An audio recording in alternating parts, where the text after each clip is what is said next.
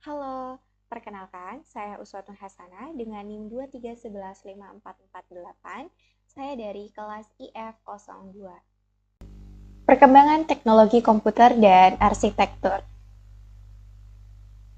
Tujuan dari pembahasan kali ini ialah yang pertama menggambarkan sejarah evolusi komputer, kemudian memahami arsitektur komputer di setiap generasi, mengidentifikasi ciri khas setiap generasi komputer, mengeksplorasi teknologi masa depan komputer. Evolusi komputer.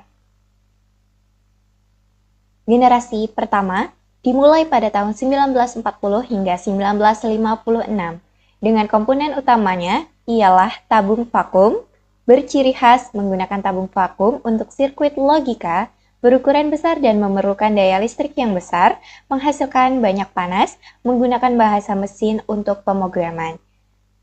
Dengan kapasitas memproses ribuan instruksi per detik, dan kelemahannya adalah mahal, lambat, dan sering rusak karena tabung vakum yang cepat panas.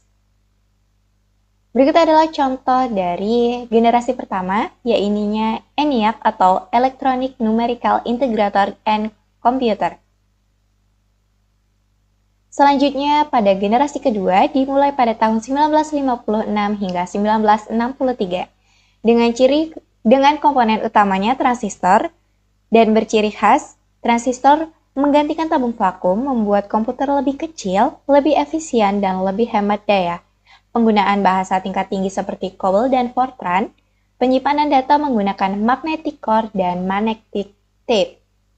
Berkapasitas memproses jutaan instruksi per detik, dengan kelebihan lebih murah dan lebih cepat dibandingkan generasi pertama.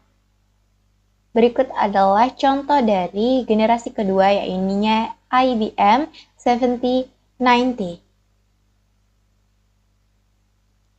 Berikut adalah generasi ketiga, dimulai pada tahun 1964 hingga 1971. Komponen utamanya yakni sirkuit terpadu atau integrated circuit atau IC. Dengan ciri khas, IC memungkinkan banyak transistor dimasukkan dalam sebuah chip kecil, meningkatkan kecepatan dan mengurangi ukuran komputer. Pengenalan sistem operasi atau operating system untuk mengelola perangkat lunak dan perangkat keras. Komputer mulai digunakan secara komersial.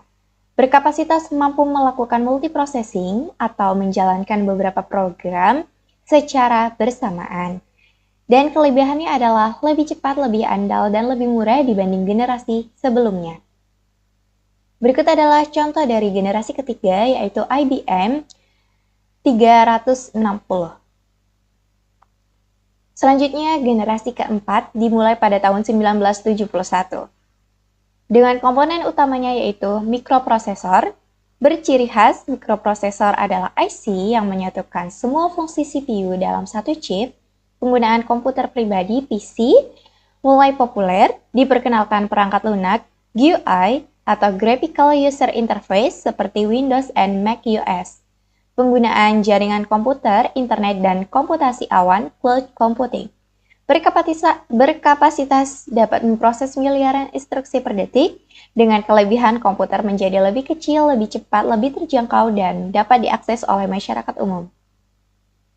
Berikut adalah contoh dari Intel 4004 dan selanjutnya Apple II dan selanjutnya IBM PC. Berikutnya adalah generasi kelima, dengan komponen utama komputer dengan kemampuan AI atau Artificial Intelligence dan arsitektur paralel. Ciri khasnya, komputer dapat melakukan pembelajaran mesin dan pengambilan keputusan mandiri.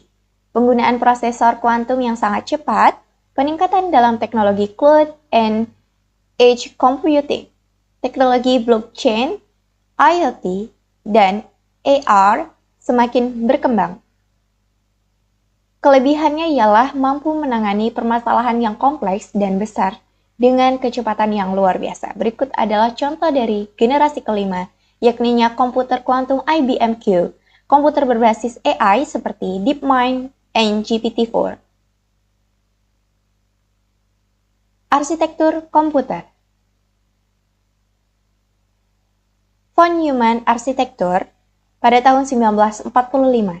Dengan ciri khas dikembangkan oleh John von Neumann, arsitektur ini menjadi fondasi bagi hampir semua komputer modern. Prinsip utamanya adalah program dan data disimpan dalam memori yang sama. Komponen utamanya ialah CPU, control unit, and arithmetic logic unit, memori, dan perangkat input-output atau I/O. Proses eksekusi program secara sekuensial, feed, take, decode, dan execute. Kelemahannya ialah von Neumann bottleneck karena instruksi dan data menggunakan jalur yang sama, terjadi keterbatasan kecepatan transfer antara CPU dan memori.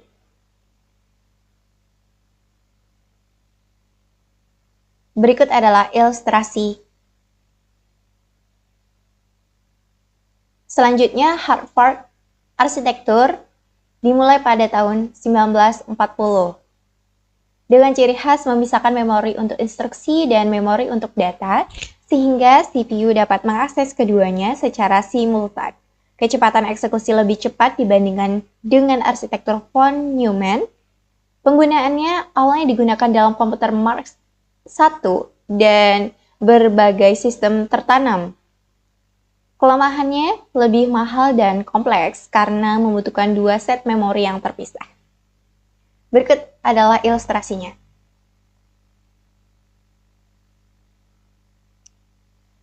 Selanjutnya, CISC atau Complex Instruction Set Computing. Dengan ciri khas, arsitektur ini memiliki instruksi yang sangat kompleks yang memungkinkan komputer menjalankan berbagai tugas dengan sedikit instruksi, mencakup banyak instruksi dengan berbagai mode pengelamatan.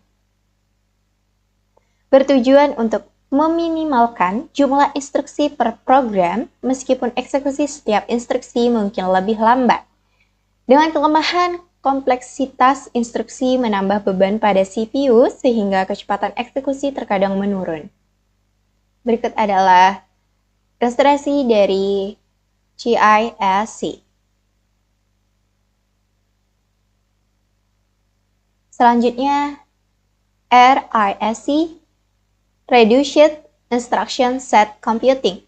Berciri khas, arsitektur ini menggunakan kumpulan instruksi yang lebih sederhana, namun dieksekusi dengan sangat cepat. Prinsip utamanya ialah meminimalkan jumlah instruksi yang kompleks dan memungkinkan CPU menjalankan lebih banyak instruksi per siklus. Instruksi yang lebih sederhana berarti CPU dapat dibuat oleh efisien dan cepat. Kelebihannya ialah kecepatan eksekusi tinggi dan efisiensi daya yang baik, terutama dalam perangkat yang membutuhkan penghematan energi. Berikut adalah ilustrasi dari RISC.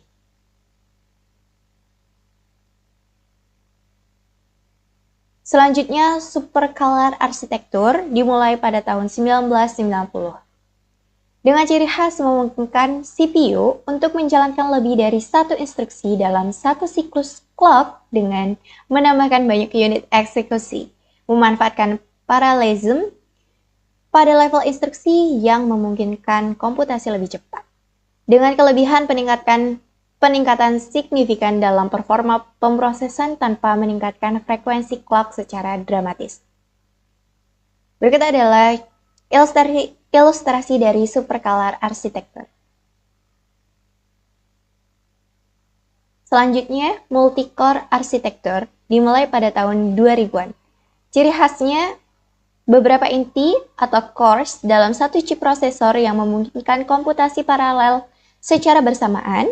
Setiap inti dapat menjalankan thread yang berbeda secara independen, kemudian mengatasi keterbatasan peningkatan frekuensi clock atau hukum Moore dengan memecah tugas menjadi beberapa bagian yang dapat dieksekusi secara paralel.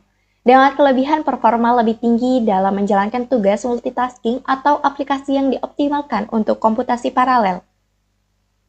Berikut adalah ilustrasinya. Selanjutnya, MIMD, Multiple Instruction, Multiple Data.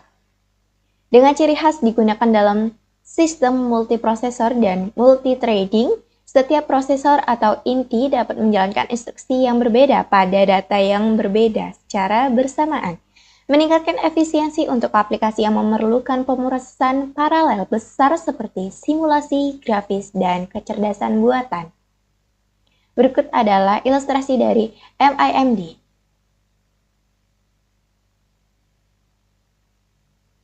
Selanjutnya, arsitektur GPU atau Graphics Processing Unit. Dengan ciri khas awalnya dikembangkan untuk mempercepat pemrosesan grafis, tetapi kini digunakan untuk komputasi umum. General Purpose Computing on GPU and GPGPU memiliki ribuan inti yang kecil yang mampu melakukan komputasi paralel secara masif, sempurna untuk tugas-tugas seperti pembelajaran mesin, simulasi ilmiah, dan rendering grafis. Dengan kelebihannya yakni efisiensi luar biasa dalam memproses data paralel secara besar-besaran, terutama untuk deep learning dan AI. Berikut adalah ilustrasinya.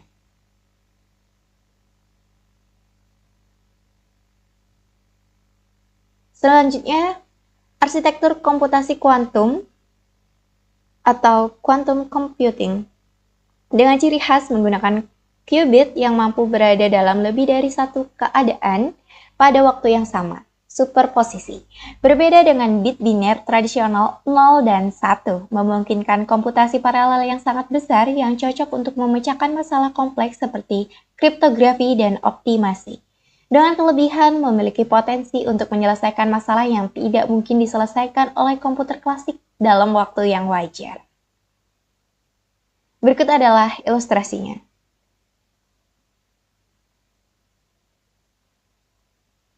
Selanjutnya, neuromorphic arsitektur, AI dan otak tiruan. Dengan ciri khas arsitektur yang meniru cara kerja otak manusia dengan neuron dan sinapsis buatan. Fokus pada efisiensi energi dan kemampuan pembelajaran adaptif untuk kecerdasan buatan, kemudian menggunakan pendekatan komputasi yang mirip dengan otak biologis untuk memproses informasi lebih cepat dengan daya lebih rendah. Kelebihannya ialah kemampuan dalam mengelola data dengan efisien untuk AI dan pembelajaran mesin, serta mengatasi keterbatasan arsitektur tradisional. Berikut adalah contoh atau ilustrasi.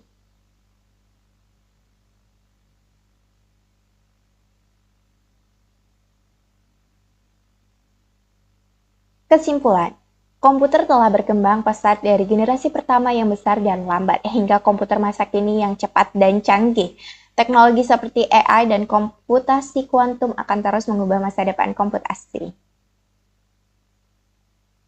Sekian dan terima kasih. Semoga bermanfaat.